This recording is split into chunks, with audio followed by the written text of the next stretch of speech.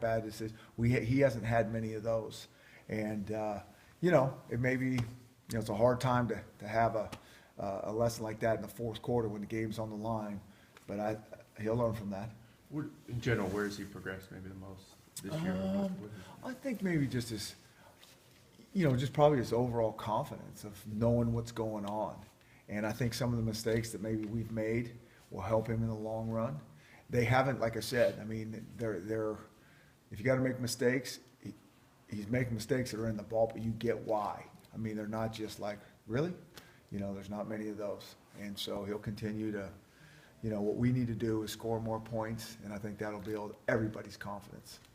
Any update on other guys like Austin Joyner, Trevor Walker, some of these other guys? You know, all those guys are on track, and, you know, we'll have all those guys in the fall. You know, Trevor's doing fine. Trevor's been practicing for a long time with us, and so, you know, he'll be full go spring ball. Some of those other guys won't be in spring ball, but we'll get them back in the summertime and rock and roll. And with 2 games left, the seniors, guys like Travis or Sifa, Jadon, have you any more vocal leadership? I mean, do you get a sense that they acknowledge that their time is close? What I get the sense is they understand how important this time is to them. You know, they're practicing really hard. They're very focused, because they get you know, I think everybody gets the time is short here. Days are long, but the time is short, and certainly for those guys. And so, you know, every time we go out in the field and every time we get a play and put that Husky uniform on, I mean, that clock is ticking, and I think they appreciate it, and it showed up in their work ethic out there.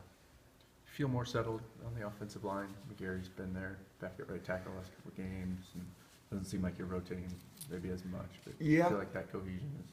I think we're still work in progress there, you know. I think, you know, Arizona State, playing those guys, just their style can expose you a little bit. And so we're not where we want to be there. And it's always going to be competitive, and we're always challenging guys. You know, whether we're talking about quarterback, O-line, DBs, it doesn't matter. So I think we're making some progress, but we're certainly not where we want to be really anywhere. Even granting that it is mostly about you guys, the numbers are not great, of course, for the Oregon State defense. What other challenges what do they do well? Well, I will say this. I think there's 2 things that jump out. They play hard. I mean, and I know how hard that is when it doesn't turn out how you want it to. I mean, that is hard. And so you put tape on, they play hard. The second thing is their schemes are very good, and they're multiple, and they have a very nice blitz package to keep you off. They disguise them, keep you off balance. And so they do a good job.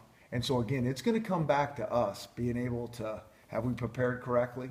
Because, you know, like I was talking about, you get exposed in a hurry in this conference. Really good coaches, kids play hard, a lot of respect for these guys.